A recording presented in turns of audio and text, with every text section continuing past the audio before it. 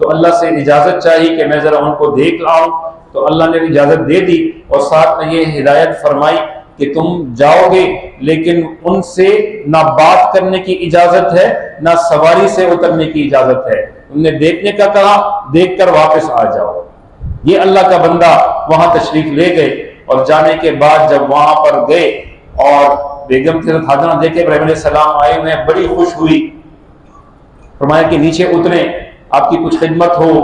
वहां शाम से लेकर मक्का तक सफर करते, कितने महीने का सफर करके आए, तो आप थके होंगे, सफर की असरात होंगे। मैं तो आपके पांव धो लूं, हाथ धो लूं, चेहरा धो लूं, बात नहीं कर रहे।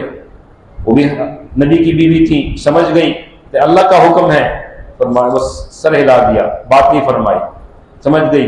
कहते उतरने की इजाजत नहीं है। उसने कहने का नहीं,